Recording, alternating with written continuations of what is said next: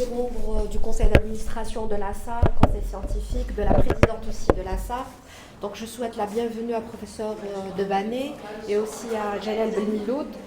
Professeur Debanné, comme on vous a déjà envoyé, vous avez peut-être vu un petit topo sur son parcours et sur l'approche dont il va nous parler aujourd'hui. Donc, professeur Debanné est professeur associé à l'Université de Genève. Il est également intervenant au College University à Londres, associé aussi, professeur associé. Donc, il est aussi professeur associé au niveau du College University à Londres, praticien, psychothérapeute en psychothérapie basée sur la mentalisation. Donc il va nous parler aujourd'hui de cette nouvelle approche, et je pense que c'est la toute première fois en Algérie nous accueillons un professeur ou un conférencier qui nous parle déjà de cette approche. Je suppose, hein, j'ai été chercher sur le net et je pense que ça c'est pour la toute première fois. Donc espérons que ça ne sera pas la dernière fois, on espère que ce soit quand même un bon début pour qu'on puisse par la suite aller vers des formations plus appuyées par rapport peut-être à une formation continue ou autre chose, on verra par la suite. Professeur Debanné est également accrédité par le centre d'Anna Freud, hein, c'est ça, de Londres. Et donc, il va nous parler sur toute cette approche intégrative qui est basée sur l'approche psychanalytique, sur la théorie de l'attachement, qui intègre donc d'emblée tout ce qui concerne l'approche développementale par rapport à la théorie de l'attachement. Et par rapport à ça, j'ai vu qu'il y a plusieurs études qui ont quand même appuyé sur le plan empirique donc l'efficacité de cette approche. Quand nous pensons l'autre, nous percevons l'autre, il y a un engagement et un investissement de plusieurs états mentaux. C'est des états mentaux qui concernent les sentiments, les pensées, les pulsions, etc. Et donc, par rapport à ça, comment se fait donc le processus psychothérapeutique. Je n'ai pas suffisamment présenté Jalal Belmiloud. Jalal, c'est grâce à lui que nous recevons aujourd'hui professeur Debanné. En votre nom, je le remercie vivement pour sa générosité. On l'a connu, il est venu de lui-même à la SARP. Et tout de suite après, il a proposé quand même d'apporter beaucoup de choses, hein, déjà sur le plan par rapport au livre. On a ici le livre du professeur Debanné qui est là à la bibliothèque. Et donc, il a organisé quand même la venue et cette conférence, beaucoup d'échanges, principalement avec Hassiba et avec moi. On a préparé donc cette conférence pendant plus d'une année et j'espère que donc c'est aussi un bon début avec toi, puisque demain aussi il y aura un petit atelier, puisqu'il est psychothérapeute et aussi sur les psychothérapies basées sur la mentalisation. Donc lui aussi, il va certainement nous apporter beaucoup de choses et nous accompagner dans cette nouvelle approche. Donc sans plus tarder, je laisse la parole à professeur Debanné. Bien sûr, le déroulement de la matinée se fait en plusieurs temps. Il y aura une petite pause à 11h, je suppose, ce qu'on a prévu. Voilà. Parfait. Très bien. Ok. À vous. Merci beaucoup pour cette très gentille introduction.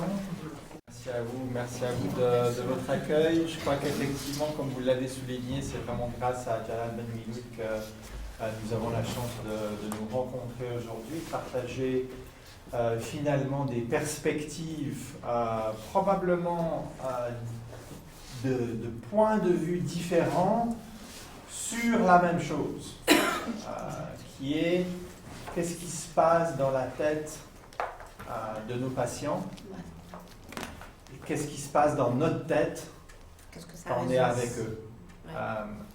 Et c'est vraiment un honneur pour moi d'être ici.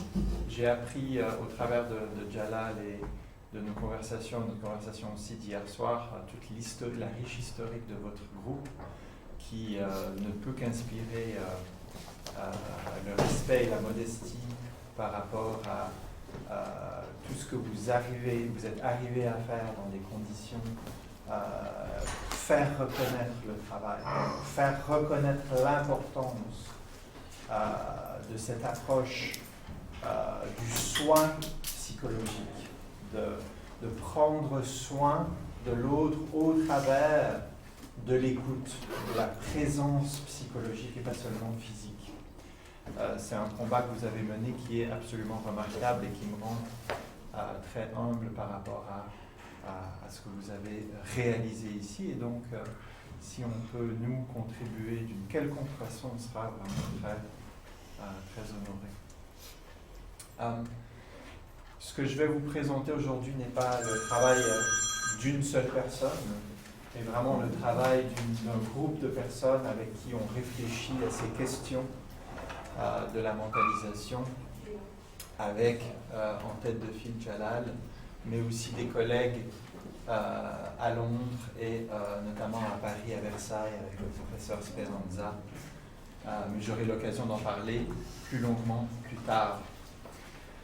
Vous avez donc quelques copies du livre duquel on s'inspire dans nos formations. Il y aura une nouvelle édition qui va paraître plus tard ce mois-ci. L'idée ici est de résumer 30 ans de travaux conceptuels et scientifiques autour de cet objet qu'on appelle la mentalisation. Donc la première partie du livre est plutôt théorique et la deuxième c'est vraiment pratique. C'est-à-dire qu'est-ce qui se passe lorsqu'on parle avec des individus qui sont aux prises avec des émotions extrêmement difficiles à gérer, qui les conduisent à des actions, à une violence ressentie, à une violence contre eux-mêmes, à une violence contre autrui. Et donc la question centrale de ce matin, si je peux, disons, résumer essentiellement l'objet de notre question, ça va être, mais pourquoi on se centrerait sur la mentalisation? Pourquoi pas sur la connaissance de soi? Pourquoi pas sur la pleine conscience? Pourquoi pas sur l'empathie? Pourquoi pas sur autre chose que la mentalisation? D'accord? Et donc ce que je vais essayer de vous transmettre, c'est le sens du travail focalisé sur ce processus-là. Pour ce faire, je vais devoir définir ce que c'est, et puis ensuite voir un peu comment on focalise un travail. Parce que lorsqu'on reçoit quelqu'un, un être humain, c'est quelqu'un de très complexe. Et on peut partir dans plein de directions différentes. Il y a plein de choses importantes quand on rencontre quelqu'un, en particulier quelqu'un en souffrance. Ici, ce qu'on propose, c'est qu'une des choses qu'on peut faire en tant que professionnel, c'est focaliser le travail. Le focaliser ici sur la mentalisation, et je dirais pourquoi et comment. J'aimerais commencer avec une mise en garde, et j'ai toujours très peur de vous décevoir quand je procède à cette mise en garde, donc je m'excuse déjà si je vous déçois. Mais il n'y a absolument rien de nouveau dans les thérapies basées sur la mentalisation. Je ne vais pas vous apporter un truc qui sort de ce que vous connaissez déjà. Il n'y a rien d'absolument spectaculaire, il n'y a pas un astre qui vient de l'espace et qui nous permet de soigner tout. D'accord? La mentalisation, c'est l'approche thérapeutique la moins originale qu'on puisse imaginer. Pourquoi? Parce que depuis la nuit des temps, depuis la naissance de la conscience humaine, de la conscience de soi, on mentalise. C'est-à-dire, on utilise notre esprit pour essayer de se comprendre soi-même. Et puis quand on ne se comprend pas ou on ne comprend pas les autres, on va voir les autres. On leur demande, t'as compris ce qui se passe là? Donc on utilise l'esprit de l'autre pour essayer de prendre une autre perspective sur la même chose. Et puis culturellement, au travers de l'histoire humaine, les groupements humains ont sanctionné des personnes qu'on allait voir, qui avaient une manière de nous sortir de notre perspective et de nous présenter les choses sous un autre angle. Et on allait voir ces gens-là au travers de l'histoire humaine, et on allait demander, mais au fond, qu'est-ce que tu en penses? Comment est-ce que tu vois les choses? Peux-tu m'aider à voir les choses de ta perspective? Et ça a une fonction profondément humaine de s'accompagner les uns les autres et de s'aider à comprendre et à gérer toutes ces émotions très fortes qu'on peut vivre en soi-même et en relation. Donc c'est absolument pas original. On utilise ça depuis la nuit des temps. On n'a pas attendu Freud pour mentaliser. On mentalisait avant. D'accord? Freud nous a permis d'en faire un métier. C'est-à-dire gagner un peu d'argent avec. On doit le remercier. De se professionnaliser, de focaliser finalement, de dire moi je suis la personne au-delà de la personne qui est sanctionnée par le groupe. Maintenant le groupe, le social, nous sanctionne, c'est-à-dire nous dit ah les psychologues, les psychiatres, les psys, vous pouvez aller les voir, eux ils sont bons là-dedans.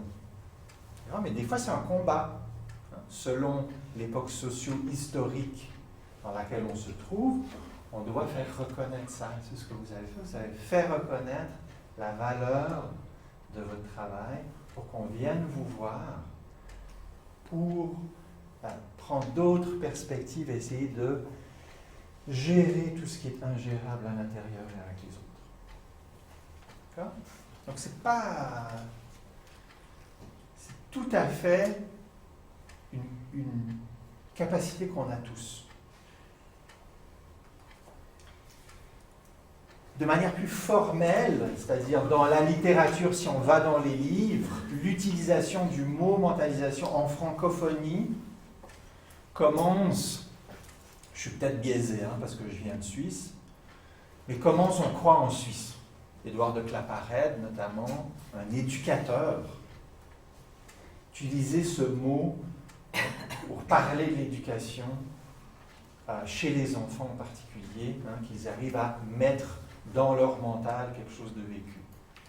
C'est sûr que c'est le mouvement initié par Pierre Marty de l'école de psychosomatique de Paris qui a popularisé le mot en francophonie de mentalisation au travers d'une approche qui restait très proche de la psychanalyse. Et qu'est-ce qu'il disait? Il disait finalement que la mentalisation, ça se centre sur les processus liés à la transformation de l'excitation physiologique ancrée dans le corps en processus de représentation mentale issu de l'appareil psychique. Donc si je crée une excitation physiologique que vous représentez. Qu'est-ce qu'il fait là, lui? Ah, il est en train de donner un exemple de quelque chose.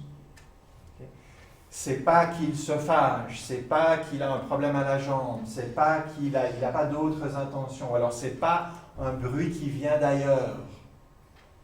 D'accord? Et tout ça, c'est un processus qui se passe très rapidement dans votre tête, qui est mentalisé à partir du physiologique, de ce qu'on ressent dans notre corps. D'accord? Donc on est proche, effectivement, de cette conception psychanalytique.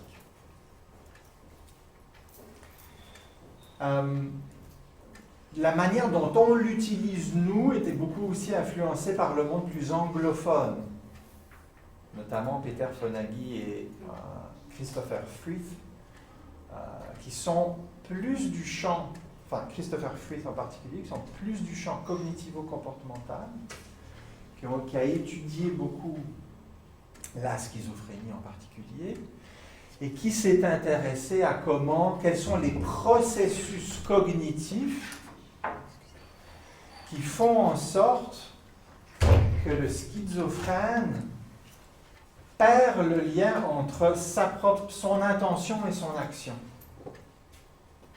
en particulier dans sa tête. Comment ça se fait que le schizophrène qui génère des voix dans sa tête croit qu'elles appartiennent à d'autres personnes? Parce qu'on a tous des voix dans notre tête. On se parle constamment, et puis il y a des dialogues, mais ça reste notre propriété. Quel est finalement, est-ce que c'est un processus de déliaison ou de manque de liaison? Ce qu'on appelle le self-monitoring, ce que Fried a appelé le self-monitoring. Finalement, qu'est-ce qui se passe dans la tête d'un schizophrène pour qu'il ait de la peine à mentaliser? Donc il a lui-même utilisé le mot mentaliser, mais d'une manière complètement différente. Pas du tout dans une perspective psychanalytique, mais plutôt dans une perspective cognitive. Donc on va essayer de rassembler les deux, notamment en mentalisation. On va s'intéresser à l'approche cognitive, on va aussi s'intéresser aux fondements psychanalytiques de la mentalisation. Donc on va définir la mentalisation d'abord et avant tout comme une utilisation particulière de notre imagination. Si je vous demande de regarder votre voisin, voisine de droite ou de gauche, parce que sinon tout le monde va regarder la fenêtre, vous regardez dans ses yeux et puis vous avez tout de suite un sentiment, mais quel est son état interne? Fatigue, intérêt, curiosité, préoccupation. Ça, c'est de l'imagination. Vous ne savez pas. Vous inférez. D'accord? Et souvent, puisque vous êtes formé, vous êtes assez juste. Non? Vous êtes dans le périmètre de ce qui se passe à l'intérieur pour l'autre personne, en utilisant votre imagination. Mais vous ne pouvez jamais être certaine que c'est exactement ça. Donc la mentalisation, c'est un processus dont on ne peut jamais être certain, on ne peut jamais dire c'est sûr que c'est ça qu'il est en train de sentir ou qu'il est en train de vivre. Et le pire dans tout ça, c'est que c'est la même chose pour soi. Si je vous demande, alors comment vous sentez-vous? Là,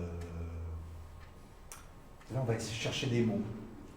Donc, on va imaginer, on va encore utiliser des processus d'imagination pour décrire ce qu'il y a à l'intérieur. Mais dès lors qu'on le décrit, on sent un peu différemment. Pourquoi? Parce qu'on est des êtres, nous sommes des êtres dynamiques. À chaque instant, on a une panoplie d'émotions et de ressentis qui viennent à la surface, qui repartent, qui s'imbriquent. Donc, du coup, de dire comment vous vous sentez là maintenant, monsieur Debanné? Je me sens comme ci, je me sens comme ça. Puis dès que je l'ai dit, du coup, je me sens peut-être un peu plus comme ça. Et puis dès que je l'ai dit, oups, est-ce que j'ai trop dit? Donc là, j'ai peur d'avoir trop dit. Là, je reviens. Okay? Donc, mon émotionnalité, elle est complètement changeante. Donc, du coup, on utilise la mentalisation pour mentaliser l'autre, pour se mentaliser soi. Mais un des premiers principes que j'aimerais poser ici, c'est qu'on ne peut jamais être sûr. Et que ça fait partie. C'est-à-dire, la réalité, c'est l'incertitude.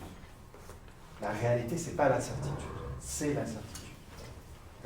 C'est juste très difficile à supporter, cette incertitude. En particulier lorsque ça bouge beaucoup à l'intérieur. Okay? Donc, on va utiliser notre imagination pour faire sens des actions. Par exemple, tout à l'heure, je tape du pied. Vous utilisez votre imagination pour voir c'est quoi mon intention. Qu'est-ce qu'il veut faire par là? Qu'est-ce qu'il veut communiquer? C'est à la base de notre communication. Si vous n'imaginez pas, c'est très difficile pour vous de communiquer avec moi. D'où le problème des autistes, qui ont une difficulté à mentaliser et donc une difficulté à communiquer avec l'autre. Parce qu'ils ne sont pas constamment en train d'imaginer ce que l'autre veut dire et de comment il se place par rapport à l'autre. Il y a un blocage ou un déficit dans cette faculté rend la communication extrêmement difficile. D'accord? Mais nous, on a plus ou moins cette capacité-là, selon l'état dans lequel on est. Si on est très préoccupé, ah ben on a de la peine à écouter la personne qui est en train de nous parler. Et si on se sent bien, on est dans une bonne journée, ah ben du coup, on a un champ d'écoute et de communication qui s'ouvre. Et donc, ce champ-là s'ouvre et se referme selon notre propre état émotionnel. Comme vous l'avez souligné en introduction, c'est une acquisition développementale. On n'est pas avec la mentalisation, contrairement à ce que disait notre ami René Descartes. Je pense donc je suis.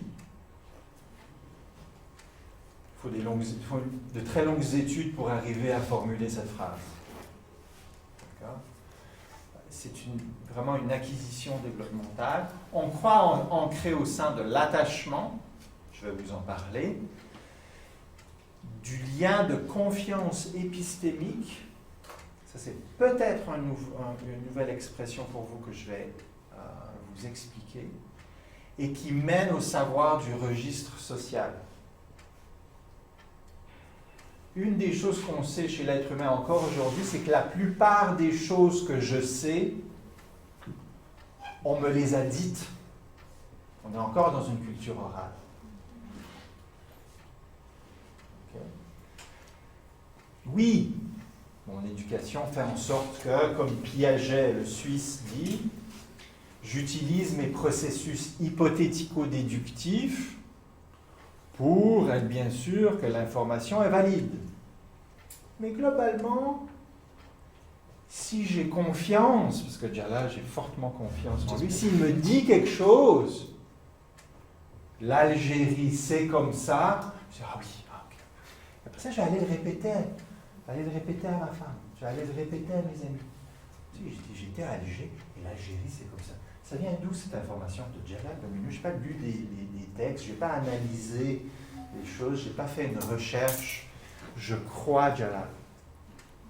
J'ai une confiance épistémique, je crois en ce qu'il dit. À un moment donné, je vais peut-être me rendre compte que, ah, tiens, il a cette perspective-là pour un certain nombre de raisons. Et puis là, je développe d'autres confiances épistémiques avec vous. Et puis là, du coup, ça enrichit mon savoir. Et donc, je combine mes sources de confiance épistémique, et ça mène à mon savoir social. Et puis il y a des gens que je ne vais pas croire. Moi, c'est Donald Trump. Moi. Nous aussi. Je suis désolé pour les gens qui auraient voté pour Donald Trump. Moi, j'ai de la peine. J'ai de la peine. Et peut-être, et des fois, en fait, peut-être qu'il a dit quelque chose. Il a fait. Et qu'il a fait quelque chose de bien, mais moi j'ai une méfiance épistémique. Tout ce qui vient de lui, c'est non. Donc du coup, c'est très important ça pour nous, parce qu'en fait, nous on se retrouve dans des salles de consultation ou dans des interventions sur le terrain, et on dit des choses à des gens, et on espère que ça filtre dans leur manière de voir le monde, de se voir eux-mêmes. Mais qu'est-ce que vous faites pour qu'ils aient confiance en vous? Est-ce que c'est simplement parce que vous êtes psy, donc je me présente? Bien sûr, le social va conférer un degré de confiance. Si j'arrive ici, je dis, voilà, je suis professeur, bon, ok, bon, de moins en moins, hein, avec les années qui avancent, les professeurs, on ne les croit plus tellement. Mais c'est un degré seulement, parce que si je vais sur le terrain et que je dis je suis professeur, la personne, l'adolescent va me regarder, tu es précisément la personne qui ne comprend rien à ce que je vis. Parce que tu es d'un autre monde. Parce que finalement tu ne comprends pas comment ça se passe ici. Okay? Et ça peut aussi vous arriver finalement d'entrer en relation avec des gens que vous devez aider, mais qui ont cette méfiance à votre égard. C'est quoi ça des psys? C'est pas important, on a besoin de ci et de ça et de ça. D'accord? Donc il y a une méfiance épistémique. Okay, donc qu'est-ce qu'on fait finalement pour changer cette relation et initier une confiance? Ça va être au centre de notre préoccupation, parce que c'est au centre de l'effet thérapeutique dans toute thérapie confondue, pas seulement celle de la mentalisation, n'importe quelle thérapie. Même quand on prescrit un médicament,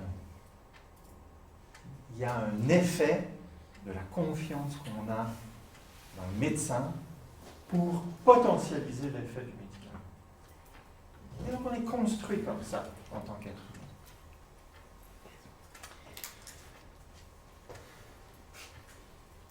Je vais peut-être passer ici. Définissons un peu plus la mentalisation parce qu'on commence à situer de quoi on parle et puis on commence à situer le fait que, bon, on a un concept clinique qui est vieux comme la nuit des temps, c'est-à-dire on mentalise depuis la conscience, que la conscience humaine existe. Et en même temps, on a professionnalisé, on a commencé à faire des recherches, on commence à voir que bon, il y a un effet thérapeutique qui est empiriquement validé. Okay. Donc comment est-ce qu'on met les deux ensemble? Toujours difficile de mettre la clinique et la recherche ensemble. Quand j'arrive à quelque part où il y a des chercheurs, on dit ah voilà le clinicien. Oh, c'est pas sérieux cette affaire. C'est pas de la vraie science. Quand j'arrive chez des cliniciens, oh voilà le chercheur. Voilà la personne qui met les choses dans les boîtes, qui simplifie le complexe, la subjectivité qui n'est pas mesurable. D'accord? Donc, oui, c'est vrai à quelque part. Et en même temps, nous on part de la position qu'on peut et qu'on doit s'influencer l'un l'autre et intégrer en fait la complexité clinique avec la rigueur scientifique. Donc si je décris la mentalisation à des amis qui ne sont pas du métier, je vais dire, au fond, imagine-toi, comment est-ce que tu fais pour te voir de l'extérieur?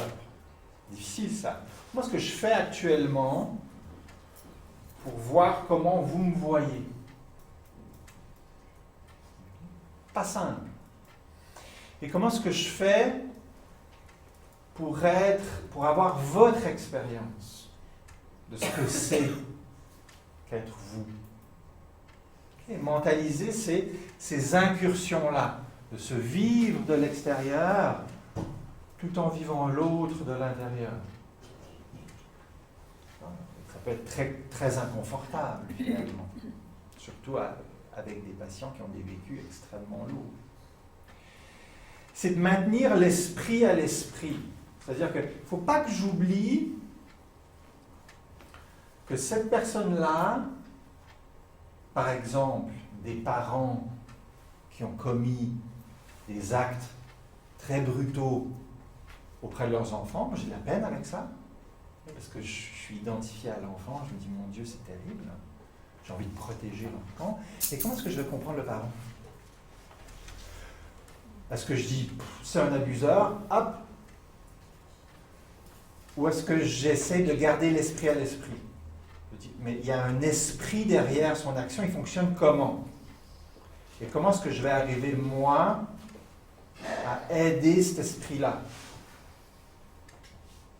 Pas facile dans certaines situations.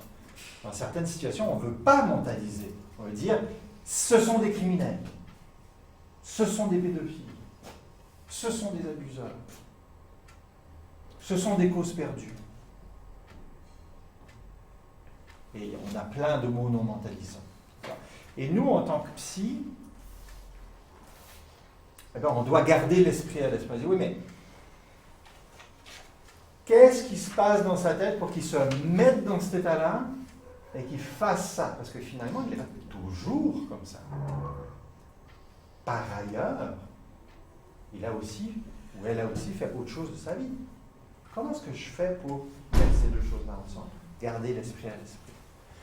Porter l'oreille au malentendu. Dans une famille, pour vous qui pratiquez, certains d'entre vous qui pratiquez la thérapie de famille, qu'est-ce qui va se passer typiquement? On va s'asseoir, ils vont s'engueuler, et puis il y aura un coupable. Et puis après ça, Je simplifie à mort, hein, mais après ça, globalement, ça va être de voir comment est-ce que je fais pour changer ce mode d'interaction. Qui est le patient désigné, qui est accusé, qui n'a jamais tort, etc. Une manière de penser, l'autre manière de penser, ça ne se parle plus. Toute la question va être, pas tellement qui a tort, mais comment est-ce que vous en arrivez à constamment avoir la même engueulade? Faites ça avec vos amis, dans votre couple, etc. Comment est-ce que vous arrivez à là, plutôt que de dire « Ah, celui-là, il est toujours comme ça. » ou « Ah, celle-là, elle est toujours comme ça. » Quelle est votre contribution et la contribution de l'autre qui vous amène à ça? Parce que globalement, ça se répète. Toujours la même histoire, avec des petites variantes. Mais globalement, c'est toujours la même histoire. Donc, porter notre oreille au malentendu. Comment est-ce qu'on arrive au problème plutôt que qui a la faute? Et ça, c'est plus compliqué. C'est un cadre intégratif. Pourquoi? Parce que j'espère qu'il devient clair pour vous à ce stade que toutes les approches thérapeutiques utilisent la mentalisation. Dans les TCC, ces fameuses triples colonnes, pensée, sentiment, comportement, d'essayer de comprendre les liens entre les pensées, les sentiments et les comportements, c'est une forme d'activité imaginative qui consiste à faire les liens entre ces éléments-là. Donc c'est de la mentalisation.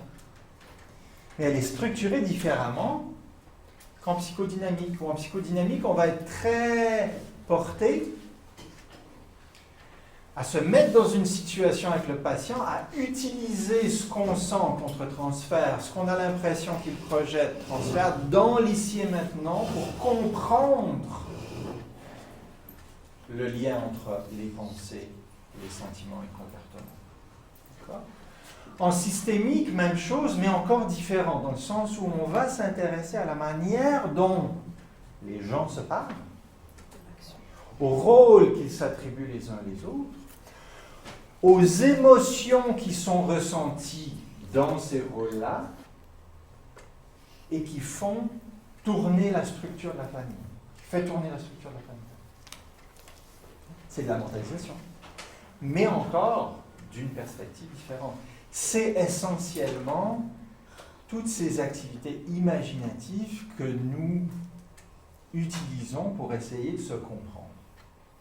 Pour essayer de comprendre, mais d'où ça vient? Comment ça marche? Comment est-ce qu'on peut changer un peu? Parce que vous êtes en souffrance. Hein? Et puis, sans oublier la réalité. Si je meurs de faim,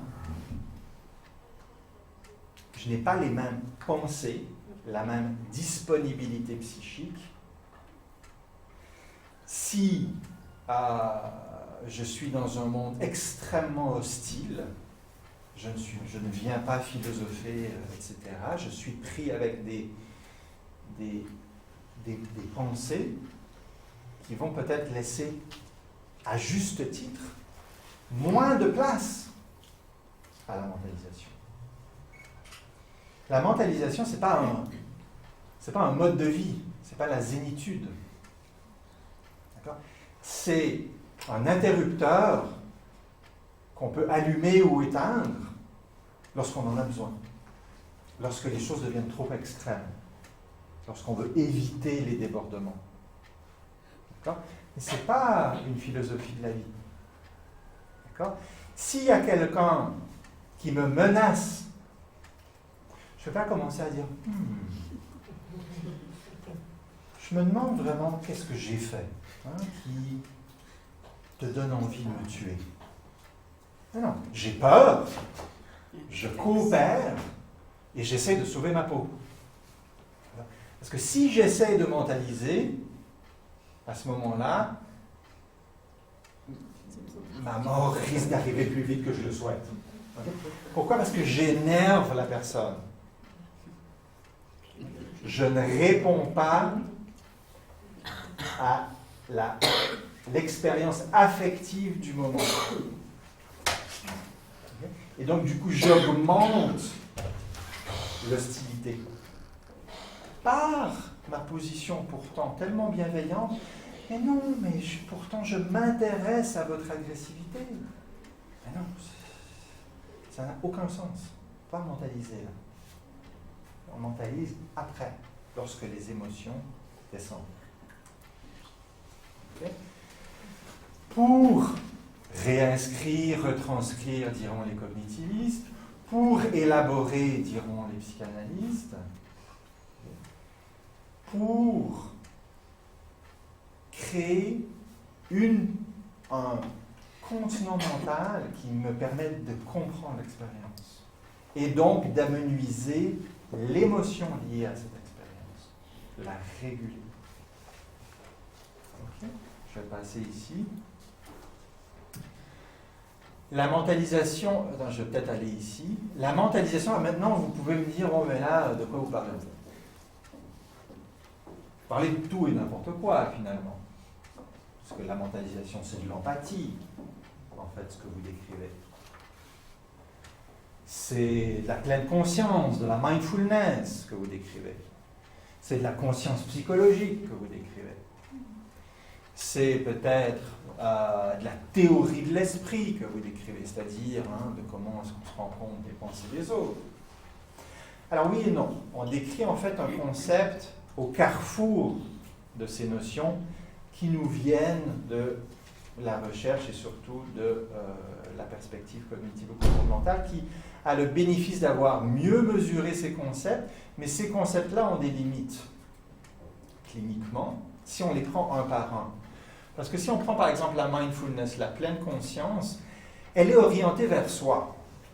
Qu'est-ce que je veux dire par là? C'est de la mentalisation de moi-même, la mindfulness, d'écrire mes émotions,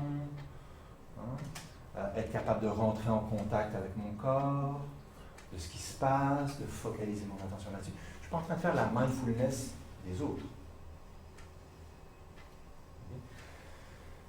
C'est pour ça, un de mes amis au Canada me dit, j'ai plein de parents qui viennent me voir, qui pratiquent le yoga et la mindfulness et qui me posent la question suivante, pourquoi est-ce que je m'énerve autant auprès de mes enfants alors que je pratique toutes ces techniques? Donc, lorsqu'il s'agit de l'autre, ensuite, et en particulier dans les relations d'attachement, on doit aussi avoir un concept qui permette de réfléchir à la mindfulness d'autrui. Vous allez dire, mais c'est l'empathie. Ah oui, fantastique, c'est de l'empathie, effectivement. Mais l'empathie de soi, c'est pas très élaboré comme concept. C'est surtout l'empathie auprès d'autrui, l'empathie. Donc vous voyez déjà qu'il y a un axe de mentalisation qui se dessine. Soi, autrui. Et comment est-ce qu'on met les deux ensemble? Okay. L'autre élément auquel on peut s'intéresser, c'est typiquement la mindfulness, ça prend un effort cognitif. Donc c'est un processus qu'on dirait contrôlé. Alors que il y a plein de choses qu'on pense, dès que vous voyez une nouvelle tête, vous avez plein de processus automatiques au sujet de qui c'est, comment cette personne elle est, d'où elle vient, etc., qu'est-ce qu'elle pense, comment est-ce qu'elle réagit. Tout ça, c'est automatique, c'est non explicité dans votre conscience, mais c'est quand même là. D'accord? Et ça, globalement, ça évolue au fil de l'expérience, au fil du contact avec cette même personne. D'accord? Donc, il y a les processus automatiques et il y a les processus contrôlés. Un deuxième axe de la mentalisation. Donc, on a soit autrui, automatique, contrôlé. Et on a encore deux autres axes, affectif et cognitif. Je ne sais pas si ça vous est déjà arrivé, il me semble que ça arrive à tout le monde. On demande à un patient, mais alors comment est-ce que vous êtes senti? Question typiquement ici. Et le patient va vous répondre, j'ai pensé que... Il n'a pas répondu à ma question, je vais recommencer. Oui, très bien. Comment est-ce que vous vous êtes senti alors? Et il va vous répondre, mais ensuite j'ai imaginé que lui pensait que... Donc vous êtes en train de poser une question affective et on vous répond par du cognitif. Et puis là, vous y allez un peu plus fort. Et là, vous dites, mais j'imagine que quand il vous a dit ça, et puis si vous pensiez qu'il pensait ça, ça a dû être très dur pour vous. Alors là, vous êtes à fond dans l'affectif. Et là, qu'est-ce qui se passe des fois? Patience m'a pleuré. Oh, j'ai été un peu trop vite. Hein, ou alors, j'ai focalisé sur l'affect. Donc il y a ce fonctionnement dans chacun d'entre nous où on gère nos émotions et nos représentations selon les contenus plus, entre guillemets, froids, les pensées, les croyances, et les contenus un peu plus chauds, les affects, les émotions, les ressentis. Okay. Et enfin,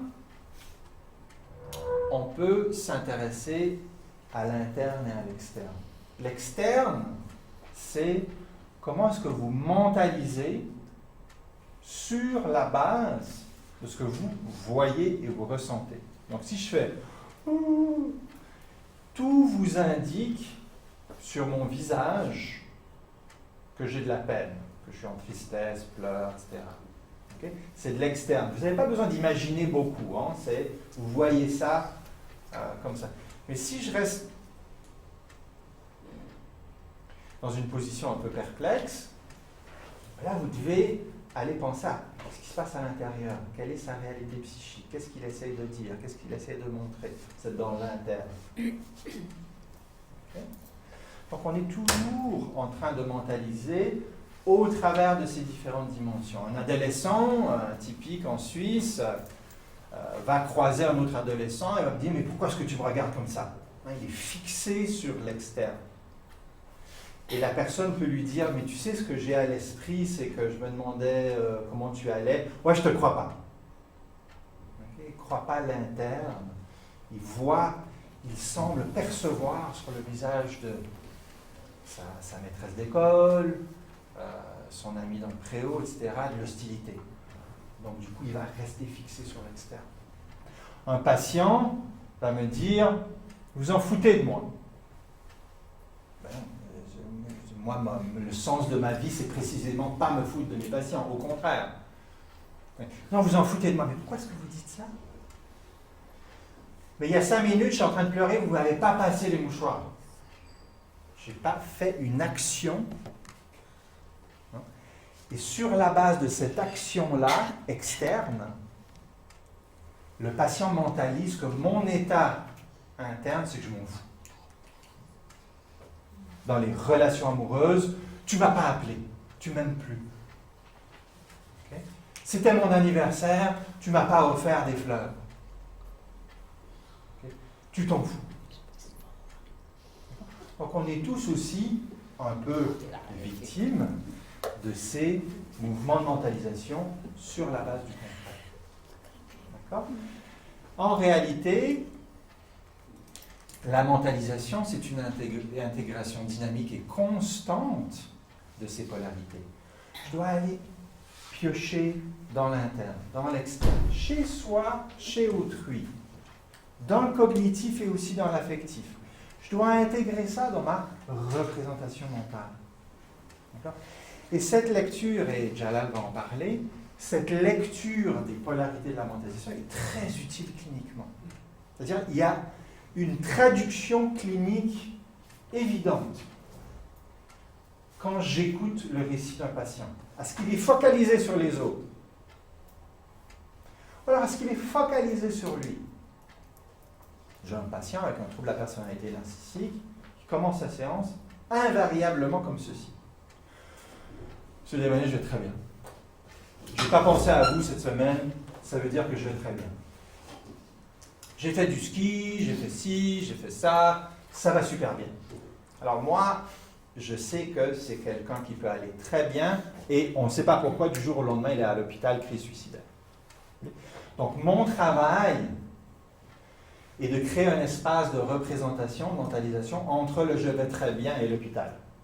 Il y a du boulot. D'accord? Parce que ça va très vite pour lui. Il ne se rend pas ici, il ne comprend pas. Je vais très bien, je vais très bien, je. En 3 minutes. Alors je dis, Donc vous allez très bien. Absolument. Vous ne trouvez pas? Je dis oui. C'est ce que vous me dites en tout cas. Elle en pense quoi, votre épouse? Je ne me suis pas posé la question.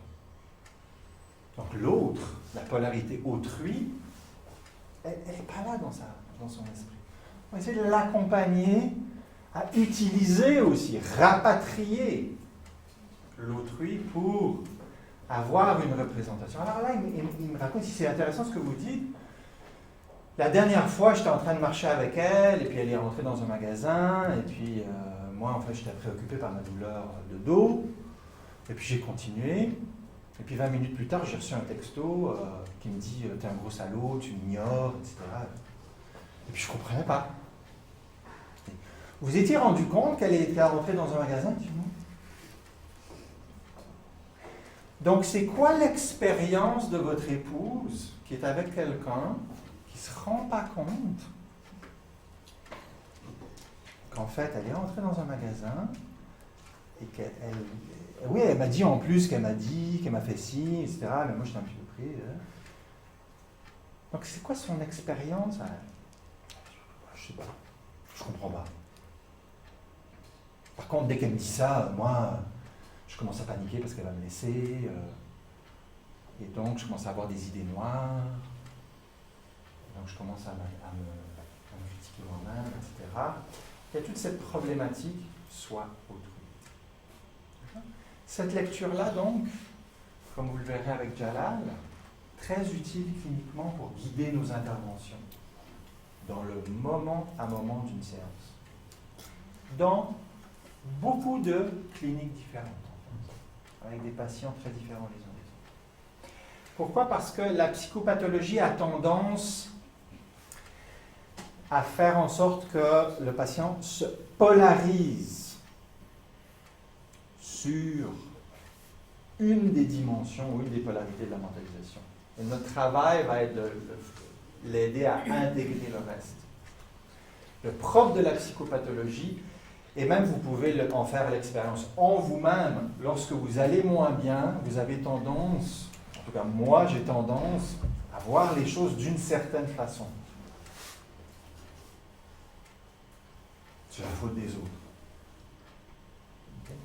J'ai de la peine à retourner peut-être le projecteur sur mes affects, sur ma responsabilité, sur qu'est-ce que je peux faire. Alors, j'ai besoin que quelqu'un m'accompagne des fois pour penser à ça. Ça peut être des proches, ça peut être des collègues, travail personnel, etc. Pour revenir réintégrer ma capacité à mentaliser. Et ça peut nous arriver aussi, ça peut m'arriver avec des patients. L'émotionnalité est tellement intense avec des patients qu'on peut commencer à leur dire « Ok, il faut faire ça. Maintenant, il faut penser comme ça. » Et on peut commencer à avoir des joutes verbales avec eux pour essayer de les convaincre qu'on a raison, que notre perspective est juste. Et là, du coup, on se rend compte qu'on est en train de perdre notre mentalisation. Et on doit juste s'en apercevoir et essayer de revenir à une position qui favorise la mentalisation. Et ça, Jalal, il va vous donner un certain nombre d'exemples de ça. Donc on a parlé de la confiance épistémique. Donc là, ce que je suis en train de faire au travers de cette photo, c'est que je monte mon activation émotionnelle d'attachement. Ça, c'est ma petite fille Victoria. Ça, c'est moi. Les papas aussi, des fois, peuvent mentaliser. Un peu. On est très mauvais, mais on essaye. Okay. Et l'idée, dans la théorie de l'attachement, qu'est-ce que Bowlby a dit et qu'est-ce que finalement Fonagy a retraduit de ça, en passant notamment par Winnicott, il a dit quoi? Il a dit l'enfant a des éprouvés, signale ses émotions, et ce qu'il voit dans les yeux, dans le corps, la manière de prendre et d'accueillir ces émotions-là chez le parent, il voit une représentation de ce qu'il vit. Donc si je fais comme bébé, et puis maman, ouh, t'as faim toi, oh là là, ça a l'air dur. Ok, je vais tout de suite te nourrir et tout. Eh ben, au fur et à mesure de la communication avec ma maman, avec le pourvoyeur de soins, j'associe mon éprouvé et puis l'image qui m'est renvoyée, un genre de biofeedback. Okay? Donc il y a 3 caractéristiques importantes à cette réaction maternelle. La contingence, c'est-à-dire que maman ou la personne qui prend soin de moi, elle ne peut pas attendre 48 heures avant de répondre. Et plus je suis petit, nourrisson, plus ça doit être immédiat. On croit même qu'il y a un système biologique préprogrammé, que Winnicott avait appelé la préoccupation maternelle primaire, qui fait en sorte que maman et un peu papa aussi a les sens très éveillés pour répondre immédiatement aux besoins de l'enfant. Pourquoi? Parce que le cerveau de l'enfant de 0 à 3 mois a besoin d'une contingence, de quelque chose de très rapide pour associer son vécu à ce qui se passe. Ça va très vite pour lui, pour elle. D'accord? Donc c'est pour ça qu'on réagit immédiatement. Et au fur et à mesure qu'on réagit immédiatement, et de plus en plus avec l'âge, on prend un peu plus de temps, okay? Ben là, le bébé se construit ses représentations, ce que Bowlby avait appelé notamment ses modèles opérants internes. La congruence est une autre caractéristique importante. Si bébé pleure et que moi je suis là, ça c'est vachement marrant, il y a un truc bizarre qui va se passer. Okay? Winnicott a appelé ça le faux self. Le bébé va s'adapter, mais dans un registre émotionnel autre que celui de son expérience. D'accord? Et puis ça ne va pas être très régulateur de son émotion si on n'est pas dans le même registre. Si bébé est heureux, puis on dit « Arrête de m'énerver », eh ben, du coup, toute cette joie va être associée avec « Ouh, cet éprouvé-là, ça crée ça chez papa et chez maman. » Okay? Et maintenant, dans des situations où il n'y a pas un feedback qui est régulier, c'est-à-dire des fois on rit, des fois on se fâche, des fois on est adéquat, ce qu'on a typiquement chez des mamans qui souffrent de troubles de la personnalité limite, hein, de l'inconsistance. Là, du coup, ça va être très confus. L'expérience émotionnelle ne va pas pouvoir s'ancrer dans un registre différencié. Donc, du coup, la transmission de la dysrégulation émotionnelle dans le trouble borderline, elle vient beaucoup de ces manques de congruence, mais aussi de ces manques de marquage. Qu'est-ce qu'on veut dire par là? Ben, l'exemple est le suivant. Si j'ai un bébé qui se fâche, je peux répondre de manière contingente et congruente. Contingente, ça veut dire rapide. Congruente, ça veut dire dans le même registre émotionnel, mais pas marqué. Qu'est-ce que ça donnerait? Le bébé pleure, ou alors le bébé est fâché, et puis moi, ben, je deviens fâché. Non? Je suis congruent et je suis contingent, mais je ne suis pas marqué. Ça veut dire quoi? Ça veut dire que je ne métacommunique pas au sujet de l'émotion, je réagis à l'émotion. Je ne suis pas en train de dire « Oh là là, mais dis donc, tu as l'air vraiment fâché. » Ouais, oh là. En train de moduler, mais dans le même registre. Là, je suis en train de métacommuniquer, et qu'est-ce que je fais? Je suspends les conséquences de la contagion émotionnelle en faisant ça. Je ne réagis pas. Parce qu'effectivement, ma première tendance, si je me fais agresser par un son, c'est de réagir. Mais quand je me rends compte que c'est un bébé qui fait ce son-là, bah, du coup, je m'adapte. Ces 3 caractéristiques-là soutiennent le développement de la mentalisation. Sur un modèle typiquement winnicottien, c'est-à-dire, je reprends les éléments que je vous ai déjà donnés, il y a un éprouvé interne chez le bébé, il émet des signaux, des pleurs et autres, le parent raisonne, réfléchit à qu'est-ce qui se passe bien dans ce petit corps, dans ce petit nourrisson, exprime quelque chose d'une manière contingente, congruente et marquée, et globalement, ce cycle-là se répète dans des milliers d'interactions, et qu'est-ce qui est donné qu'est-ce qui est créé? Il est créé un espace d'abstraction, d'organisation symbolique, où on peut se représenter ce qu'il y a à l'intérieur. Ah, c'est ça que ça veut dire. Ah, ça donne ça. Et maintenant, si je change mon émotion, et donc là, le bébé va changer un petit peu son expression, il va avoir un effet sur sa maman. Il va avoir un miroir qui réagit à lui chez quelqu'un d'autre. D'accord? Et donc, du coup, il va voir des différences. Il va dire, ah, ok, donc quand je fais ça, c'est ça que ça donne. Quand je fais ça, c'est ça que ça donne. Et là, je vais encore essayer quelque chose d'autre. Je ne le fais pas consciemment, bien sûr, mais c'est tout ça d'une manière très automatique et procédurale mène à ce que Stern avait appelé notamment l'accordage et à ce qu'on avait appelé en psychodynamique les représentations de second ordre. C'est-à-dire, maintenant, lorsque je vais vivre cette éprouvée-là et en l'absence de maman, je vais pouvoir me rappeler ou convoquer ma représentation de ce que je suis en train de vivre. Et typiquement, ça va me réguler. D'accord? De la même manière que lorsque vous êtes très mal, vous allez voir quelqu'un prendre le café avec une personne de confiance et dans la manière dont vous êtes accueilli ou qui vous dit quelque chose, il y a soudainement l'émotion qui baisse. Et il y a le champ de votre conscience qui voit les choses maintenant autrement. D'accord? C'est l'effet de la régulation de votre émotion, mentalisation dont vous avez été l'objet. Donc, la mentalisation, ça apaise, ça calme les émotions. D'accord?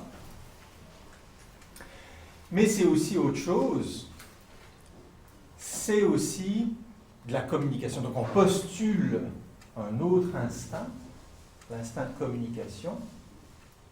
Pourquoi? Parce que la communication humaine, les êtres humains sont la seule espèce qui transmettent un savoir de plus en plus complexe à la prochaine génération, avec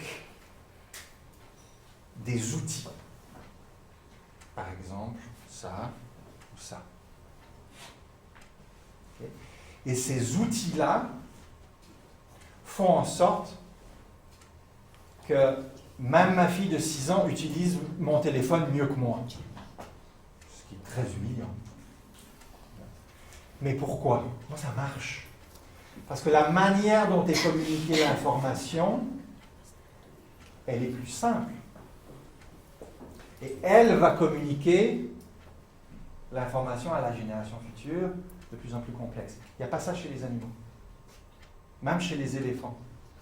Les éléphants ont une très bonne mémoire, mais dès que le spécimen du groupe qui a la mémoire très ancienne meurt, c'est perdu. Il n'y a pas une transmission au travers d'un outil. Okay? Donc il y a quelque chose de fondamental à ce qu'on fait aujourd'hui et à ce qu'on fait les uns avec les autres, c'est l'enseignement. C'est la transmission du savoir. Parce qu'en fait, on contribue à quelque chose qui est de l'ordre du groupe. Okay? Donc ce n'est pas seulement la survie de l'espèce, c'est aussi la transmission incrémentale de l'information. Ça va peut-être nous mener à bousiller la Terre. Hein. Ça, c'est peut-être un défaut de programmation de l'être humain. Hein. C'est possible. Qu'on a tellement d'informations que maintenant on exploite absolument toutes les ressources naturelles et puis il n'y aura plus rien, on ne pourra plus vivre sur cette Terre. Je ne vais pas discuter de ça aujourd'hui, même si c'est une grande inquiétude pour moi. Mais revenons à l'information. L'idée ici, c'est que à quel point on doit être construit aussi pour transmettre cette information. Donc un psychologue du développement maintenant, Järgeli, postule la chose suivante. Il dit, Avez-vous remarqué que, et c'est ce que les recherches ont remarqué, les enfants regardent les yeux? Ok?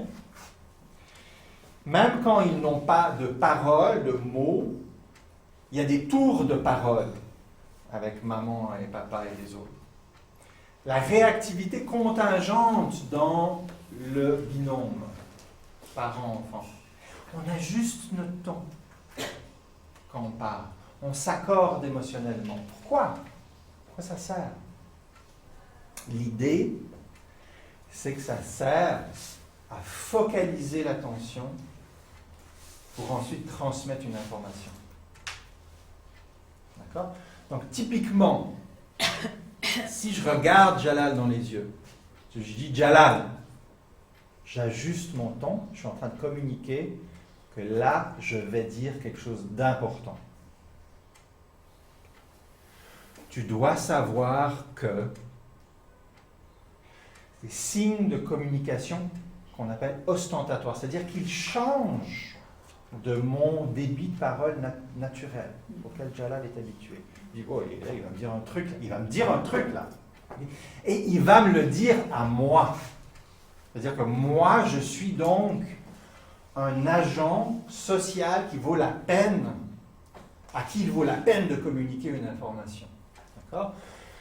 Donc l'idée ici, c'est qu'avec les indices de communication ostentatoire, on engage l'enfant à porter son attention. Ok? Et ça donne l'expérience d'être vécu comme quelqu'un d'important. Moi, en tant qu'adolescent, je jouais au basketball. Quand mon coach de basketball me regardait et disait « Martin », j'avais une réaction corporelle très intense. Okay? Vous avez peut-être des exemples similaires dans votre vie. Okay? Quelqu'un à qui vous avez confiance, vous attribuez de l'importance, vous regarde dans les yeux, nomme votre nom, ça vous fait sentir un truc. Ça vous fait sentir, ok, on me parle à moi. Ce qui va être dit après risque fort probablement de intégrer vos schémas de perception de la réalité. C'est comme quand papa, qui parle rarement à son fils, prend son fils par l'épaule, le regarde dans les mains et lui dit « Tu sais quoi ?» Et là, ce qui vient après, ça va être répété par fiston. Un jour, mon père m'a dit. Donc, il y a quelque chose où, dans la confiance épistémique, on l'initie en faisant sentir l'autre comme une personne importante. Comment est-ce que vous faites ça avec vos patients? Parce que vous voulez leur communiquer des trucs hyper essentiels à leur vécu psychologique. Comment est-ce que vous y prenez? Du moment qu'on utilise les indices de communication ostentatoire, on mène au partage d'un savoir social généralisable. Pour ceux qui ont fait une thérapie personnelle, avez-vous remarqué que certaines semaines, il y avait des vraiment bonnes séances et qu'après ça, vous alliez répéter ce qui s'était passé en séance, mais dans des situations un peu différentes?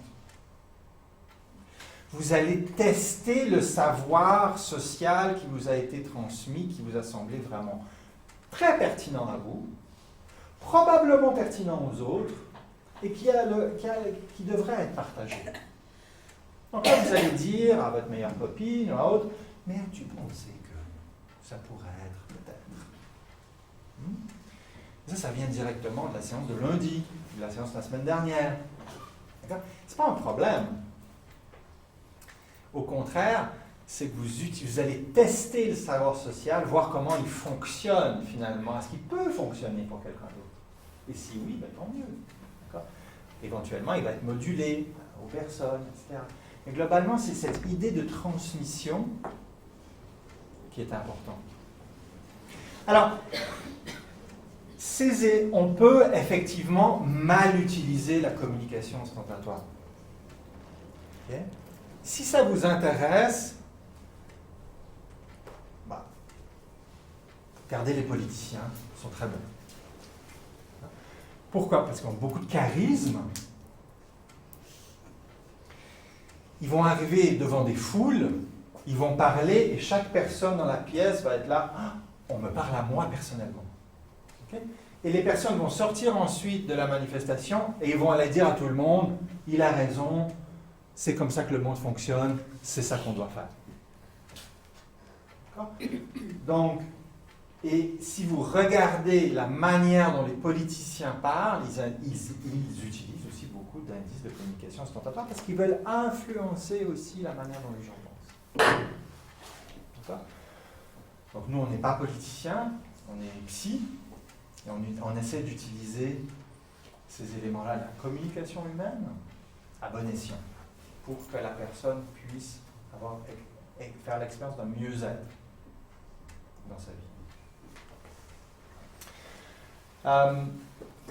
Ça, c'est une très chouette expérience en psychologie du développement. Vous avez une première expérimentatrice devant des enfants de 18 mois qui va leur dire « Bonjour, salut toi !» et qui va engager, nommer le prénom, regarder dans les yeux, utiliser des indices de communication ostentatoire. Ouais. Ensuite, elle va manifester un intérêt pour un des deux objets qui sont des objets un peu sans vraiment réel intérêt. Okay. Donc elle va faire « Ouh, l'objet vert, je l'aime bien. L'objet orange, je l'aime pas tellement. » Et ensuite, on va faire entrer quelqu'un d'autre et on va voir quoi? On va voir si le savoir social est généralisé. Qu'est-ce que ça veut dire? On va voir si l'enfant va donner l'objet de préférence de personne numéro 1 à personne numéro 2. C'est une forme de généralisation du savoir social.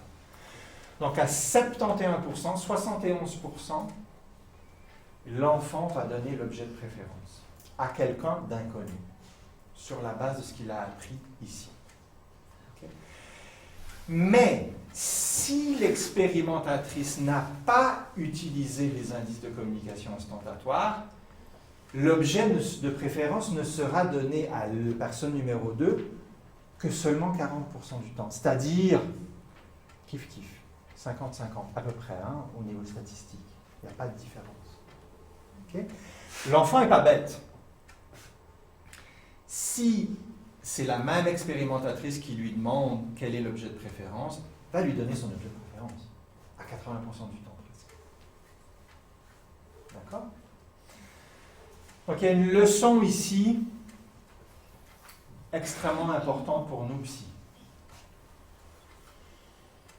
Les patients vont nous dire ce qu'on veut entendre.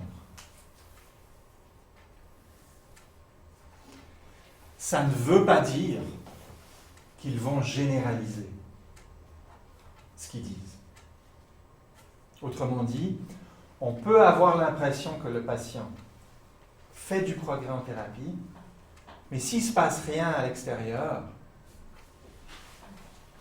on est ici. On n'a pas d'effet. On a l'effet dans la pièce, mais on n'a pas d'effet. Sur ces symptômes, peut-être, la personne continue à avoir un trouble alimentaire, un trouble du comportement, etc. Donc l'idée, c'est que la communication ostentatoire est importante pour la généralisation de l'effet thérapeutique. Mon but dans une thérapie, c'est pas que 40 ans plus tard, la personne dise « Oh mon Dieu, j'ai eu une thérapie avec M. Diabani, c'était fantastique, je vais mieux depuis. » Et je dis à tout le monde quoi faire, comme il me l'a dit. Non, c'est pas ça le but. Le but, c'est qu'il m'oublie, mais que ce qu'on a partagé ensemble et ce qu'il a appris sur la base de notre expérience soit généralisé et que du coup fleurisse dans ces relations la confiance épistémique, l'attachement, le plaisir, la créativité, tout ça. C'est ça le but. Le but, c'est pas, mon Dieu, c'était tellement intelligent ce que cette personne-là a dit, ça m'a changé la vie. Non, ça n'a aucun intérêt. Ou alors j'ai appris une technique et maintenant à chaque fois je donne 3 respirations, 2 coups de pied et un truc et je vais mieux. C'est pas ça le but. Le but, c'est la généralisation. Pourquoi? Parce que chacun des patients qu'on voit a un contexte tellement spécifique qu'on ne peut même pas se l'imaginer. Et que ça va être à ce patient-là d'adapter la leçon à son contexte. Et ça, en fait, on peut plus ou moins l'aider. Surtout si on reste dans une salle de consultation, on n'est pas sur le terrain. On n'est pas en train de gérer ses parents, sa famille, ses cousins, le contexte social. Ça va être à cette personne-là de intégrer la leçon dans ce contexte-là. On peut un peu en parler, mais globalement, ça va être vraiment sa tâche. Et ça va être ce qu'il y a à l'intérieur. Et on croit d'avoir été vécu comme quelqu'un d'important à qui on a communiqué quelque chose d'essentiel, qui a un effet sur son émotionnalité, qui va permettre la généralisation. Okay, mais on n'y est pas encore, parce que lorsqu'on regarde les recherches en psychothérapie, il y a encore une marge d'amélioration inouïe pour notre effet psychothérapeutique. Les psychothérapies fonctionnent. On ne peut plus nous dire le contraire. On a de bonnes études qui montrent que les TCC, que la systémique, que la psychodynamique fonctionnent. Ça fonctionne. Okay? Mais globalement, on a encore une marge de progression très importante. Ça peut encore fonctionner encore mieux. Et il y a des moments que ça ne fonctionne pas. Et on doit comprendre pourquoi ça ne fonctionne pas. Pourquoi un truc qui devrait fonctionner ne fonctionne pas. Ça, c'est là où on est aujourd'hui. On ne comprend pas pourquoi des fois ça ne fonctionne pas. Et puis ça nous blesse quand même un peu. Avec les états limites, ça peut être très violent, comme ça peut être pire qu'au début. Donc du coup, on doit réfléchir à ça. Ok, je vais... 10h30, il me reste à peu près une petite vingtaine de minutes, ça vous va encore? Je teste là, j'essaie de checker, voir si ça va. Ouais. Ok. Je vais passer, là c'était un peu de la théorie. Merci d'avoir supporté cette théorie, j'espère que c'était pas trop lourd. Maintenant on va passer à l'intervention psychologique, la psychothérapie ou d'autres modalités d'intervention psychologique. Donc le message ici est très important parce que quand quelqu'un, il y a une affiche thérapie basée sur la mentalisation, on vient vous vendre un truc. Okay? J'aimerais challenger ou défier cette représentation que vous pourriez avoir. La mentalisation n'est pas nécessairement la clé de la psychothérapie. Simplement parce que ça aide à apprendre sur soi. Okay? Plutôt, mentaliser, c'est un moyen générique. Générique, ça veut dire? Ça veut dire normal, que tout le monde a depuis la nuit des temps, pour établir la confiance épistémique. Si je m'assois avec vous et que vous faites l'expérience, que j'arrive à me mettre dans vos chaussures, malgré nos différences, okay, va naître en vous une forme de confiance en moi. Et comment est-ce que j'aurais réussi à vous faire vivre cette expérience que j'arrive à me mettre dans vos chaussures? Comment est-ce que j'aurais fait? J'aurais utilisé la mentalisation. Je me dis, mais au fond, c'est quoi? C'est comment être dans cette situation-là? Qu'est-ce que ça donne à vivre? Et je vais essayer de vous le communiquer. Et puis je vais me tromper. Vous allez me corriger. Et puis je vais m'ajuster. Et puis à un moment donné, peut-être qu'on va arriver à quelque chose. Donc, du moment où on arrive à quelque chose, il y a un petit brin de confiance qui ne raconte pas que des bêtises. Il y a peut-être un truc là. Ok? Et bien ça, j'ai utilisé la mentalisation pour en arriver là, mais ce qui est essentiel, c'est cet aspect de confiance. Donc la thérapie, c'est pas ce que je vais faire, le quoi, c'est aussi comment je vais créer l'espace pour l'apprentissage socio-émotionnel. C'est pas seulement ce que je dis, c'est-à-dire ce qui est appris, mais c'est de réhabiliter la possibilité que cette personne-là, en sortant, elle apprenne aussi des autres autour d'elle.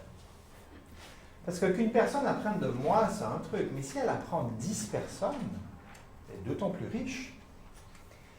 Si elle est capable de se lier à des gens qui ont des richesses d'une manière à apprendre d'eux et à elle-même s'épanouir, c'est le sens d'une association, c'est d'apprendre les uns des autres.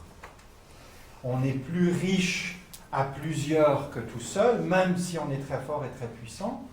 On doit continuellement continuer à apprendre des sensibilités des uns, des réalités des autres, de la perception, de la manière dont les autres s'y prennent, etc.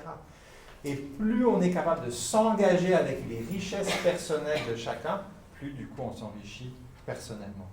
Et plus aussi on peut donner, et donc du coup, plus on est identifié comme quelqu'un vers qui on va aller pour aller chercher quelque chose. Okay? Tout ça, c'est des cercles vertueux.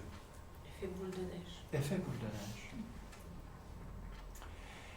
Et c'est cette réhabilitation-là qui est chouette en psychothérapie. Ce qui est chouette en psychothérapie, c'est que vous passez, je ne sais pas moi, d'une adolescente qui est toute seule à une adolescente qui rigole avec un groupe de copines.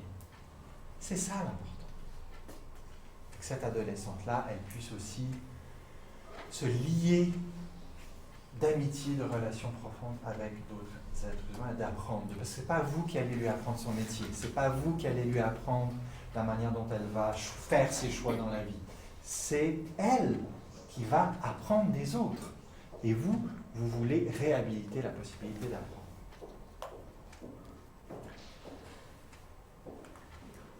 Un point sur le trauma.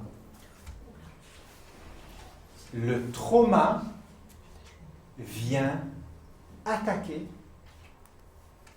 la confiance qu'on peut avoir dans ce qui nous entoure. C'est pour ça qu'il est si destructeur. Parce qu'il plonge l'individu dans un rapport au monde autour de lui où il est impossible de ne pas être en danger, de ne pas être menacé, de ne pas être manipulé. D'accord ? Il tue la confiance épistémique. Et donc, transforme l'expérience d'une vie en une expérience bloquée par la peur, par l'émotionnalité, par cette perception que le monde autour de lui, le monde autour d'elle, est simplement pas digne de confiance. Je ne peux rien apprendre. D'accord ? C'est le problème du trauma, version confiance épistémique, c'est ça. C'est que ça bloque. Okay ? Et votre travail essentiel, parce que peut-être qu'avec vous ou avec vos collègues, il y aura une personne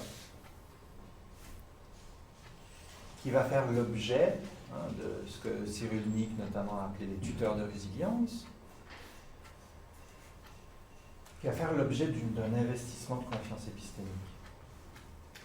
Et peut-être qu'il y en aura une deuxième après vous. Et que le chemin de guérison post-traumatique se passe à travers cette confiance épistémique. Mais le challenge thérapeutique, c'est qu'on a quelqu'un qui est dans une situation psychique subjective où pas possible de faire confiance. Et des fois avec raison, malheureusement. D'accord ? Parce qu'il y a aussi un phénomène adaptatif à cette méfiance épistémique, c'est que des fois, le monde est dangereux. D'accord ? Le problème, c'est de switcher lorsqu'il devient un peu moins dangereux. Ou c'est d'identifier le non-danger dans le danger. Ça devient très compliqué. C'est comme l'expression anglaise, trouver une épingle dans une botte de foin. Ça devient compliqué. D'accord ? Et pourtant, c'est essentiel à la survie psychique. De se lier à quelque chose de positif malgré l'horreur de la réalité. D'une manière maintenant plus névrotique, c'est-à-dire d'une manière moins ancrée dans le trauma, peut-être les générations suivantes aussi, vont dans leur parcours, en particulier les adolescents, faire l'expérience que leur milieu n'a plus rien à leur apprendre. Combien d'adolescents sont découragés par leurs parents Combien d'adolescents trouvent leurs parents complètement rétro, complètement non pertinents à leur réalité, avec leurs amis, avec leurs possibilités, avec la manière dont ils voient le monde? Rupture de confiance épistémique. Comment, dans un travail avec la famille, on essaie de réhabiliter cette confiance épistémique, de rééquilibrer le bateau, d'accord, face à une rupture potentiellement seulement momentanée, mais quand même cruciale du parcours du jeune. D'accord?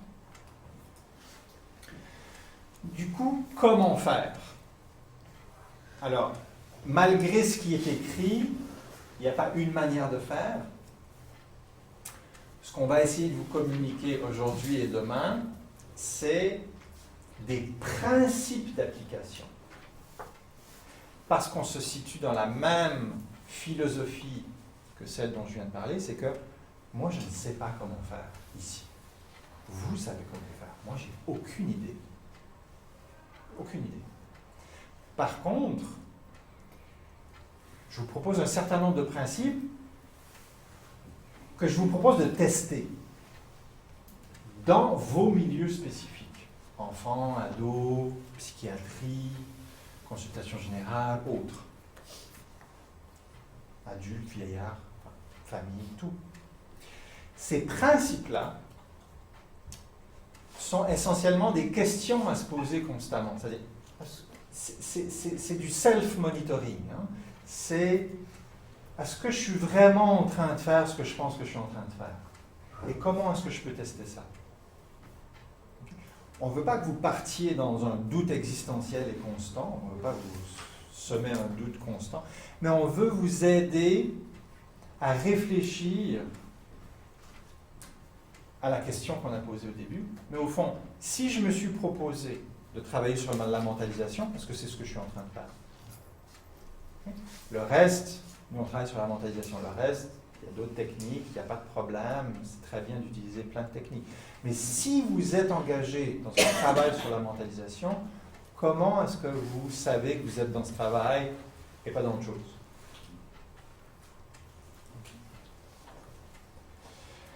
On va regarder une vignette clinique, 10 minutes. Il y a un sous-titre en français, c'est en anglais. D'accord? C'est un des fondateurs de la méthode, Anthony Bateman, qui parle à une patiente qui a un trouble de la personnalité limite, qui typiquement balaie du dos de la main l'aide. On essaie de lui apporter une aide, et puis elle voit, il n'y a pas de problème. Il n'y a pas de problème, mais en fait, il y a quelques jours, elle a été hospitalisée pour une tentative de suicide. Okay? Mais elle, 3 jours plus tard, comme on le voit souvent dans les patients avec la personnalité limite, il n'y a pas de problème. On le voit ça aussi chez les ados. Pas de problème. On a failli mourir il y a 2 jours, mais là, il n'y en a pas de problème. Comment est-ce qu'on fait pour travailler sur la mentalisation dans ce contexte-là? D'accord? On va voir ça, puis après ça, on va dégager les principes cliniques ensemble. OK? Alors, allons-y.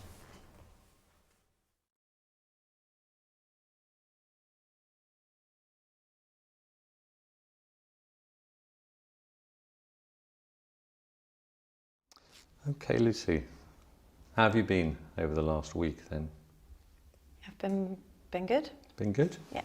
What sort of good is that? Is that good or ordinary good or? No, I think I've been pretty. Yeah. Had a lot on, but yeah, it's been good. Okay. Can I check out what good this is? I still need to know what sort of good. Is it a good shut up Bateman now, or good I'm not going to talk about anything, or No, good? I've had some difficult things the last few days, but I think Have you? I've been Has it been dealing with good? them well. Yeah. All right. Tell me what you've been dealing with. Well, Monday was the court. I went to court. You went to court? Yeah. That's a surprise to me. I mean, was that a surprise? I didn't for know you? it was going to happen until, well, they told me on Friday that it was Right. penciled in. Okay. But On Friday for Monday, they told Yeah. you. Oh, how did you manage that? weekend I was pretty nervous. And then Monday morning I was called in. It was supposed to start at 11, so I got there. I got there early. Well, I'm not surprised you were nervous for a kick-off. Yeah. I mean, that's pretty sudden, isn't it? Yeah, and it's been hanging over my head for ages. So Yeah. I just wanted to be in the best, state of mind for it. Absolutely. Yeah. So, were you able to keep in a reasonable state of mind over the weekend, and then you got there early? Is that? Yeah. Well, no, I would have been fine. I got there at 10 because we were supposed to be going in at 11. Yeah. So I'd already been waiting till 11, and then So you're all ready. yeah, exactly, prepared, outside. Sorted. Yeah. And then got there, and I didn't see anyone. I was in my own little room outside. And then at 11 o'clock it came, and no one came to get me. And then I waited till 11:30. So you were sitting outside. Yeah, I was just sitting outside. No one waiting, told me anything. No one came to get me. And then 11:30, I went and tried to speak to this woman, but she was like ignoring me and like giving me horrible looks. Yeah. And I was like, oh, she's probably in on it as well or something. I don't know. And then So by then you'd shifted, but you were still managing it. well, no, I was getting quite pissed off. Yeah, well, by this point, I can because follow that. It's like it's just really disrespectful, I mean, I've put all my time in and I've turned up on time, and then this woman's being shitty to me, and like, what have I done? Yes, but in fact, you were making sure you were taking this really seriously. Exactly. You'd really That's worked it out. You'd really managed to get there. You Exactly, got and there this is early, and then you suddenly left Exactly what I didn't want to floating. happen. But, Yeah, I got there really calm, and then it's almost like they knew. It's almost like they were trying to wind me up, Okay. before I even got in there, just to make sure that I was really wound up. Yeah. Well, we can come back to that because that's a bigger problem, isn't it? Because there you were trying to sort of keep yourself calm, Yeah, doing manage everything yourself, right, yeah. and you worked the whole weekend, with this surprise. Ok, je vais juste vérifier avec vous, ça va peut-être un peu vite. Je résume un peu la situation. Ok. Donc on a quelqu'un qui dit tout va bien. Et puis l'objectif du thérapeute qui focalise sur la mentalisation va être de voir c'est quoi ça ce bien-là pour cette personne-là. Donc il propose toutes sortes d'hypothèses. Est-ce que c'est bien, je ne vais pas en parler? Est-ce que c'est bien, bien? Est-ce que c'est bien, tu m'énerves? Est-ce que c'est bien? C'est quoi le bien? Hein? Et puis globalement, on a une histoire, alors, qui est là ici dans cette partie de la séquence, pas sur le suicide, mais sur le fait qu'elle a été convoquée au tribunal, soudainement. Ça avait été prévu, mais là, le tribunal l'appelle, et elle va aller discuter de la garde de son enfant qu'elle a perdu. Elle a perdu la garde de son enfant par son trouble de la personnalité limite. D'accord? Et on va, qu'est-ce qui va se passer? Même si vous ne comprenez pas ce qu'elle dit, son rythme s'accélère, elle commence à parler plus fort, elle commence à presque crier, elle commence à parler des autres, parce qu'eux étaient en train de penser, ils m'ont fait attendre, ils vont me critiquer, etc., etc. Et lui revient sur le mouvement contraire, sur l'autre polarité de la mentalisation. Oui, mais moi, ce que j'ai compris, c'est que vous étiez vraiment en train de prendre les choses au sérieux, que vous êtes arrivé là à l'heure, que c'était important pour vous. Donc, il essaie de refléter l'état interne de la patiente qui, elle, ne parle que des autres. Et que comment les autres sont comme ci et comme ça, qui la font attendre, et qu'elle s'énerve. Donc, qu'est-ce qu'il essaie de faire au niveau de la confiance épistémique? De valider l'expérience que c'est d'être elle. Une personne qui a de la peine, peut-être, à gérer ses émotions, mais là, qui est en train de gérer. Elle est en train de gérer, elle est en train vraiment de faire un effort pour gérer. En train de faire un effort pour gérer et d'arriver là à l'heure, d'être sérieuse. Et elle a toutes ces pensées autour de comment est-ce qu'elle va être prise, comment est-ce qu'elle est perçue. On l'a fait attendre. Pourquoi on l'a fait attendre? Parce que les autres, tout le monde pense que je suis une détraquée. Elle a ces pensées-là en même temps. D'accord? Et lui essaie de refléter son intention interne. Et elle devient de plus en plus projective. Elle s'anime et lui, il essaie de valider empathiquement sa position. Ok? On continue encore un petit bout? Court case. Yeah, it's not a nice thing to have hanging over your head. Yeah. and about the children, so it's Yeah. pretty important. Yeah. Of course, it's the most important thing, obviously. Yeah, absolutely. Okay. All right, shall we just go back then and say, just tell me a little bit about where does it come from that they suddenly produced this court case coming out? Because it's all been in the offing but hasn't occurred. Well, yeah, but they keep giving me dates that keep getting cancelled because Yeah. some other case gets overruns or something, Yeah.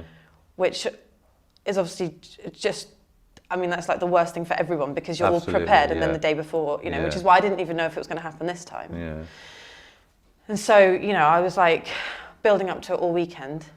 Yeah, And- tell me a bit about the build-up. I mean, what was it like for you? I mean, what was building up here?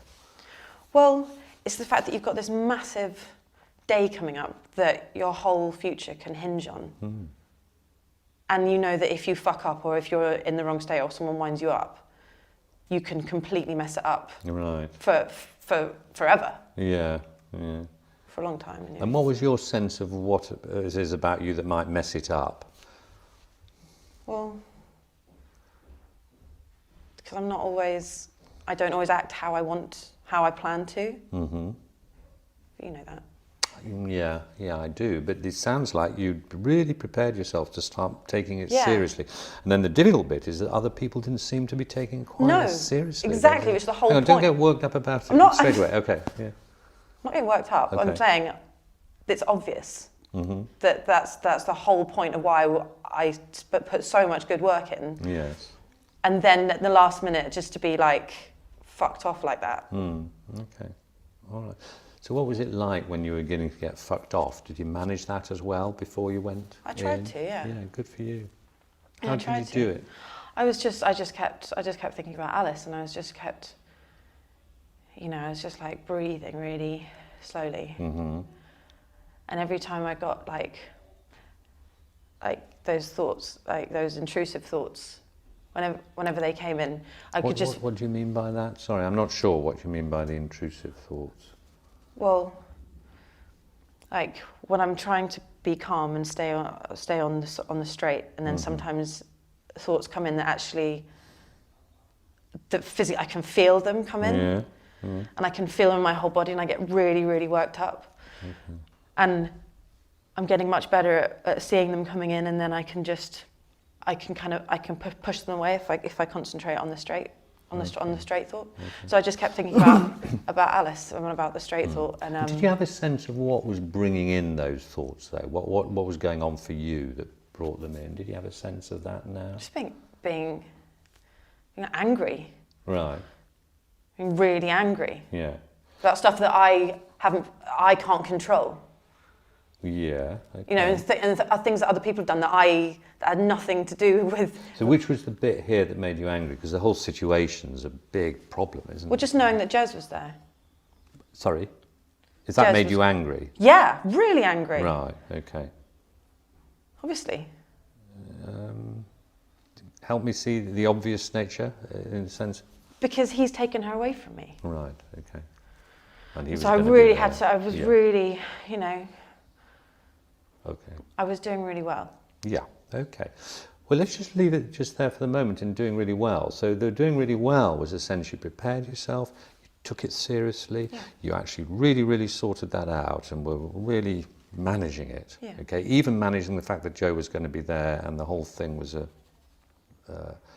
big issue about the children. Donc vous avez vu comment elle a un petit peu baissé juste pour ce moment-là. Elle va recommencer, hein. Ça va remonter. C'est le vécu de ces gens. Hein.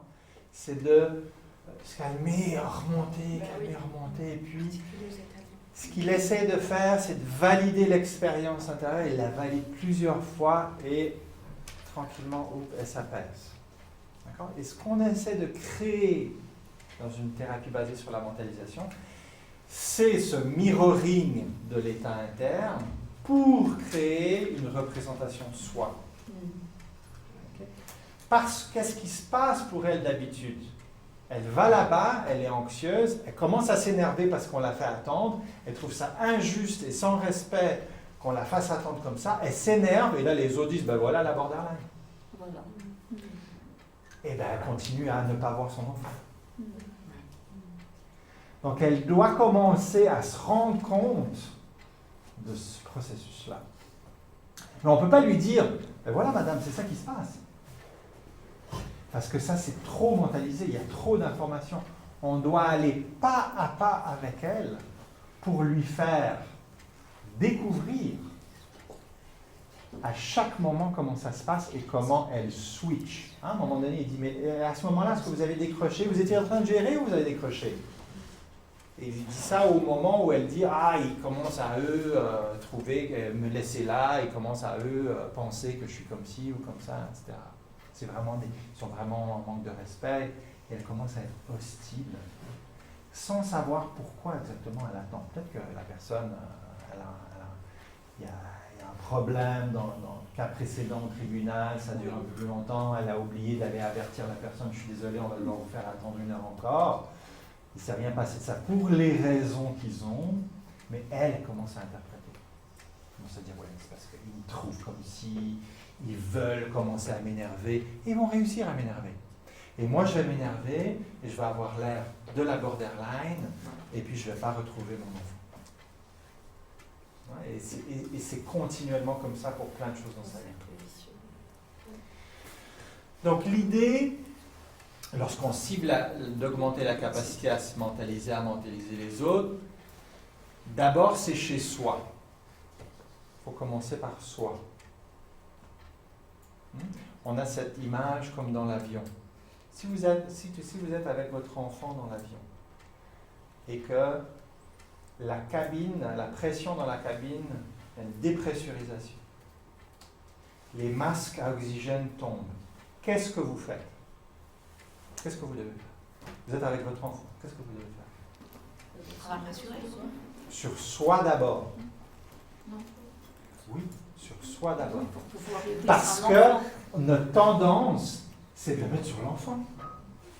Parce qu'on va aller mettre sur... Mais on ne va pas se rendre. Potentiellement, si on ne l'a pas mis à soi d'abord. Et donc, on met en danger 2 personnes si on ne prend pas soin de soi en premier. Donc, dans les séances, notre émotionnalité, elle doit le plus possible être régulée parce que sinon, on est en train de mettre le masque à l'autre. Eh bien non, on va commencer à manquer d'air. Et puis, après ça, on ne pourra pas aider l'enfant. D'accord ? On va essayer de suivre ensuite d'instant à instant. Je ne sais pas si vous voyez chez ce clinicien, mais il est très attentif à faire du mirroring à l'anglaise. Hein, c'est pas très, les Anglais sont très flegmatiques. Mais il va faire des petits sons pour accompagner émotionnellement la patiente dans ce qu'elle vit. D'accord ? À chaque instant. Et il va essayer de gérer le niveau d'activation émotionnelle, l'arousal. Et là, elle est passée un bon moment. Là, on l'a vu essayer de gérer, essayer de la descendre, essayer de la valider, essayer de dire ok. Je comprends, vous étiez, vous, vraiment dans cette intention-là. Absolument. Puis là, vous avez ces gens-là qui vous font attendre. Ils ont vraiment fait attendre longtemps. Je ne dis pas pourquoi. Je valide ce qu'elle a vécu. Et vous, vous êtes préparé tout le week-end alors que c'était une surprise. Vous ne vous attendiez pas. On vous a dit vendredi pour lundi, c'est rapide. Ok. D'accord ? Parce qu'on peut seulement mentaliser lorsqu'on est un petit peu plus calme. Donc, on ne va pas commencer à donner des explications lorsqu'une patiente est là. Ce qu'on va faire souvent, parce que nous-mêmes, on est activé, donc on va commencer à théoriser, on va commencer à lui dire non, mais en fait, ce qui se passe, c'est que vous êtes là, et puis là, globalement, on va se perdre. Okay, donc, on veut d'abord baisser, stabiliser, valider l'expérience émotionnelle, agentiver la personne devant nous, subjectiver, si on veut, et puis après, on peut lui dire quelque chose qui est légèrement différent de ce qu'elle pourrait penser. Seulement après. Et la difficulté technique avec des gens à l'habilité émotionnelle, c'est des montagnes russes. Donc pour nous en séance, c'est des séances très fatigantes, parce qu'on prend des montagnes russes. Et puis on s'ajuste, et puis ça baisse, et puis ça remonte, et puis ça... C'est jamais fini, c'est ça le travail. C'est la nature du travail. Tout simplement. Ok ? Avez-vous remarqué comment il aurait pu se cibler sur comment ça s'est passé, combien de temps elle vous a fait attendre, c'était quoi exactement les faits? Il aurait pu faire ça, Mais ces interventions, ils étaient toujours sur les états mentaux. Donc vous êtes là en train d'attendre, puis vous êtes comme ça dans votre tête. Ah ok. Et puis là, vous êtes là, et puis vous êtes comment dans votre tête, et qu'est-ce que vous sentez? Et puis là, à ce moment-là, est-ce que vous avez décroché, est-ce que vous gériez? Donc toujours ciblé sur l'état mental du patient. Parce qu'on se fait embarquer sur, après ça, il a fait ci, elle a fait ça, il a dit ci, il a fait ça. Nous, on veut faire des pauses. C'est comme une séquence cinéma. Hein. Vous savez que le cinéma, c'est des plans d'images. On veut couper les images et dire, OK, qu'est-ce qu'il y a dans votre tête là? Qu'est-ce qu'il y a dans la tête? Ah, OK, continue. Et puis ici, comment est-ce que ça a changé? Ah, OK, hop, hop, c'est comme ça. OK. Et puis là, hop, on arrête juste. OK, là, je vous suis. Pour rester avec l'émotionnalité de la patiente au cours de la narrative. Okay, donc, c'est une intervention pas à pas. Okay? Et ce qu'on va faire, on va s'intéresser aux états mentaux, on va écouter le processus et intervenir. Qu'est-ce que ça veut dire concrètement? Ça veut dire qu'on va essayer d'être côte à côte avec notre patient, bien que des fois on est assis en face, on va essayer de regarder ça ensemble. Parce que vous avez cette perspective-là. Moi, j'ai cette perspective-là. Et puis, comment est-ce que vous voyez? Ah, ok.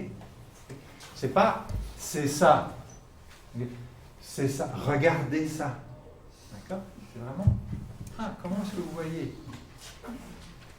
Moi, ici, je vois ça. Mais vous voyez ça. Ah, ok, d'accord. Donc, on est vraiment dans l'attention conjointe. Okay, toujours sensible aux états mentaux. Donc, on est très actif. Pour le processus, on va écouter l'arousal émotionnel, c'est-à-dire plus elle va être activée, plus on va essayer d'être dans des interventions de soutien. Okay? Parce qu'on sait qu'à un moment donné, nous, ça nous prend une très très grande activation pour commencer à switcher. Parce qu'on est entraîné à ça. Mais quand quelqu'un vous énerve vraiment, ou quand vous êtes vraiment blessé, vous pensez autrement. Vous ne pensez pas comme vous pensez quand vous êtes en séance. D'accord? Mais ça nous prend un certain degré d'intensité pour en arriver là. Chez les patients avec personnalité limite ou trouble de la régulation émotionnelle, ça va très vite. Un rien les fait partir en orbite. D'accord?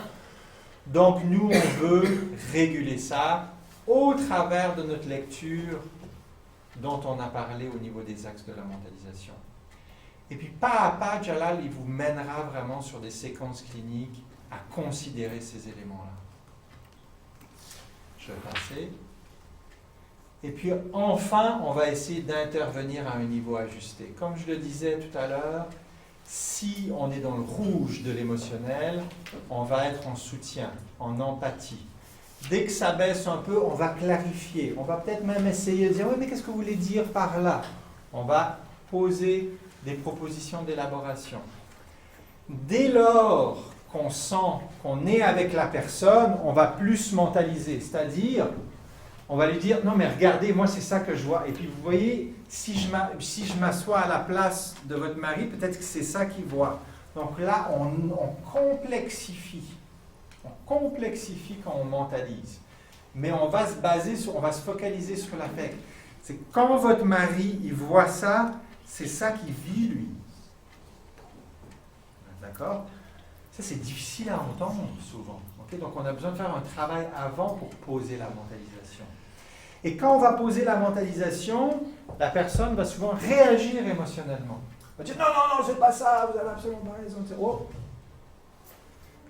L'émotion remonte, je vais revenir dans le soutien. Okay? Donc, il y a des boucles rétroactives à chaque fois. Parce que plus on va proposer de la mentalisation, c'est-à-dire des explications mentalisées, plus on va voir qu'on a un effet sur l'émotionnalité. En particulier si on utilise des techniques psychanalytiques de type transfert contre transfert.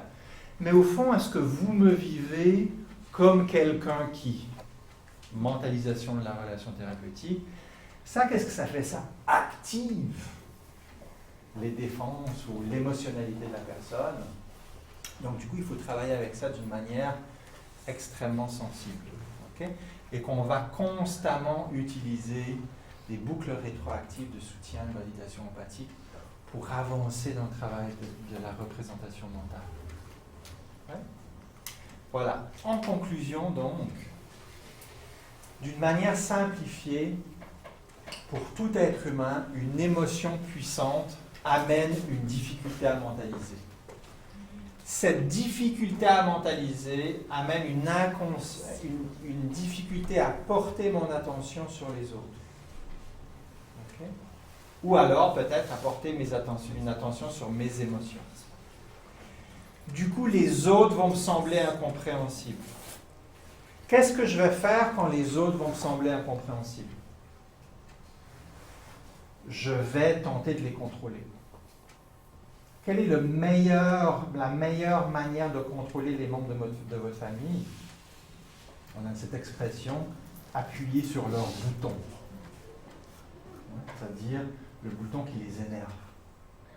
Parce qu'il n'y a rien de plus rassurant que de voir quelqu'un qu'on ne comprend pas redevenir quelqu'un qu'on connaît. C'est paradoxal, hein? Mais c'est ce qu'on fait. On va appuyer sur les boutons des gens qu'on connaît, et puis là, ils vont redevenir énervants, embêtants, etc. Mais plus compréhensibles, entre guillemets. C'est-à-dire, on est plus habitué à ça. Et ce qui est très particulier, vous remarquerez particulièrement dans les familles, c'est qu'après le conflit, il y a du calme. Parce que le conflit est une forme de se retrouver et se reconnecter. Il y a beaucoup de théories là-dessus. D'accord ? Donc du coup, tentative de changer l'autre. Le problème, c'est que mentalement, les mots, ça ne veut plus rien dire, ou alors ça prend des proportions réelles. Tu as dit un jour, quand tu étais fâché, que... Oui, ok. Je veux dire, je dis des bêtises quand je suis fâché. Ça ne veut pas dire que je le pense à chaque seconde de ma vie. Au moment où tu m'énerves au plus haut point, j'ai cette pensée-là, je suis navré de t'avoir partagé avec toi. D'accord ? Mais ce n'est pas le fond de ma pensée. C'est moi qui, désespérément, essaye de gérer mes émotions en te critiquant. Alors, c'est ça qui se passe. C'est pas que je pense que ci et ça de toi. D'accord ? Donc, ici, on va rentrer dans des interactions qui peuvent être effrayantes, disqualifiantes, frustrantes, perturbatrices, coercitives. Et qu'est-ce qu'on fait quand on rentre là-dedans? On crée une émotion puissante chez l'autre, et l'autre aussi va rentrer dans le même cycle, et va créer encore une émotion puissante chez nous, jusqu'à ce que le conflit en vienne à son maximum, où on se retrouve, entre guillemets, mais tout ça est très maladaptatif, c'est-à-dire tout ça nous fait beaucoup souffrir. D'accord? Donc nous, ce qu'on essaye de faire, c'est sortir de ça. Et c'est typiquement un schéma qu'on va montrer aux parents, aux enfants, aux gens, aux couples, aux patients, pour qu'ils réalisent finalement le lien entre l'émotionnalité et parfois des actions, des états mentaux, des pensées qu'ils ont qu'ils comprennent pas. Je ne pense pas normalement comme ça. Un patient cette semaine me disait « Je pense à moi il y a 6 mois, je ne me reconnais pas, je me fais peur, je ne sais pas comment j'ai pu faire ces choses-là. » C'est des états émotionnels qui mènent dans des régions du soi qui est très étrange. D'accord ? Donc la mentalisation est une acquisition développementale. Le cadre conceptuel et intégratif des thérapies basées sur la mentalisation essentiellement vise à focaliser le travail sur cette fonction psychologique. Et globalement, la mentalisation, ça ne cause pas des problèmes, ce n'est pas de l'étiologie psychopathologique, c'est pas la cause des problèmes, ce n'est pas la mentalisation. La mentalisation, c'est l'outil que nous, on utilise pour protéger les gens de leur psychopathologie. Donc on n'est pas en train de dire tout est la cause de la mentalisation, on est en train de dire non. On souffre pour des raisons qui sont la plupart du temps très légitimes. Maintenant, comment est-ce qu'on fait pour moins souffrir ? En particulier chez les gens qui souffrent de détresse psychologique persistante. Donc, je vais vous envoyer le diaporama. Si vous êtes intéressé à avoir plus d'informations sur notre réseau francophone des thérapies basées sur la mentalisation qui a vu le jour il y a à peu près 3 ans et qui continue à proposer des ressources, des formations, des activités telles qu'on fait avec vous pour ces 2 journées. Il y a un site web et puis on va aussi vous proposer, si vous le désirez, de vous inscrire à la newsletter 2 fois par année. On envoie aux gens du réseau un feedback sur la formation, les articles et plein de choses qui se passent au sein du réseau. C'est vraiment un réseau. Hein. Le but n'est pas d'avoir une pyramide au sommet de laquelle nous nous trouvons. Le but est de rentrer en contact les uns avec les autres et qu'on se renforce les uns les autres de nos expériences respectives, et de nos perspectives. Ce qui nous unit, c'est de faire un travail sérieux à s'auto-évaluer, à ce qu'on est vraiment en train de faire la mentalisation. C'est vraiment la seule chose qui nous réunit. Le reste, on a des contextes multiples, des complexités variées, et puis on apprend les uns des autres, et le but c'est de créer un réseau, qu'on puisse partager des ressources. D'accord ? Merci beaucoup pour votre attention, et puis on peut ouvrir aux questions, et puis je suis là encore jusqu'à 13h à peu près, donc... On remercie le professeur Debanné, merci beaucoup.